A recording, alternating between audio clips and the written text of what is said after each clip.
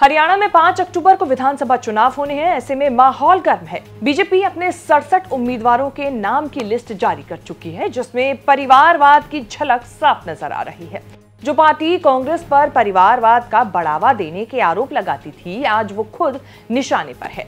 हरियाणा विधानसभा चुनाव में बीजेपी ने परिवारवाद के नाम पर नेताओं के बेटे बेटियों के अलावा रिश्तेदारों को भी टिकट दिया है। ऐसा ही एक नाम है पूर्व मुख्यमंत्री बंसी लाल चौधरी की बहू किरण चौधरी और उनकी बेटी श्रुति चौधरी का, जो हाल ही में कांग्रेस छोड़ बीजेपी में शामिल हुई हैं। क्या है बीजेपी की रणनीति, जानने की कोशिश करते हैं इस रिपोर्ट में। नमस्कार, मैं हूं कीर्ति और आप देख रहे हैं न्यूज तक। बीजेपी हमेशा परिवारवाद के नाम पर कांग्रेस को कोसती रहती है। हरियाणा बीजेपी हमेशा आरोप लगाती है कि भूपेंद्र सिंह हुड्डा ने तो दीपेंद्र हुड्डा को हमेशा आगे बढ़ाया है और आगे रखा है, लेकिन इस बार बीजेपी जीत की गारंटी के लिए परिवारवाद के जाल में खुद फंस गई है। ऐसा इसीलिए क्योंकि इस बार विधानसभा चुनाव में बीजेपी ने सत्ता की हैट्रिक लगाने के लिए 5 बड़े नेताओं के बेटा और उनके बेटियों को टिकट दिया है। यहां पर तोशाम से पूर्व मुख्यमंत्री बंसी लाल चौधरी की पोती श्रुति चौधरी को टिकट दिया गया है। तोशाम सीट चौधरी परिवार का गढ़ मानी जाती है।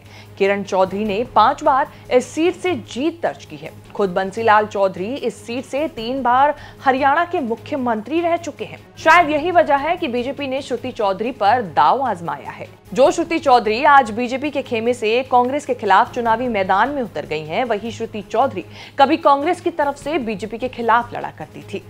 श्रुति कांग्रेस की हरियाणा इकाई की कार्यकारी अध्यक्ष रह चुकी हैं। वो भिवानी महेंद्रगढ़ सीट से सांसद भी रह चुकी हैं। वहीं उनकी मां किरण भी तोशाम सीट से कांग्रेस की ओर से 5 बार की विधायक रह चुकी हैं। लेकिन दोनों मां बेटी कांग्रेस की तरफ से उनकी बात ना मानने को लेकर नाराज चल रही थी। दरअसल किरण चौधरी ने लोकसभा चुनाव में कांग्रेस से बेटी के लिए टिकट की मांग की थी। हालांकि पार्टी ने किरण चौधरी की इस मांग को ठुकरा दिया। इससे दोनों नेता काफी नाराज चल रही थी। इसके बाद किरण ने 19 जून को बेटी के साथ कांग्रेस छोड़ बीजेपी का कमल थाम लिया और विधायक पद से इस्तीफा भी दे दिया, जिसके बाद बीजेपी ने उन्हें राज्यसभा भेज दिया। अब बेटी को विधानसभा चुनाव में उतारा है। श्रुति चौधरी ने कमल थामने के बाद से ही तोशाम से कैंपेन शुरू कर दिया था। इस दौरान उनकी मां किरण चौधरी भी काफी एक्टिव नजर आई थी। मतलब साफ है कि बीजेपी ने विधानसभा चुनाव में अपने नेताओं के बेटे बेटियों को टिकट देने से परहेज नहीं किया। पूर्व सीएम रहे राव बीरेंद्र सिंह की पोती और केंद्रीय मंत्री राव इंद्रजीत सिंह की बेटी आरती राव को अटेली विधानसभा सीट से उम्मीदवार बनाया गया है। आपको बता दें, हरियाणा की 90 विधानसभा सीटों पर 5 अक्टूबर को मतदान होंगे। वोटों की गिनती 8 अक्टूबर को होगी। राज्य में फिलहाल बीजेपी की सरकार है और उसके सामने अपनी सत्ता बरकरार रखने की चुनौती भी है।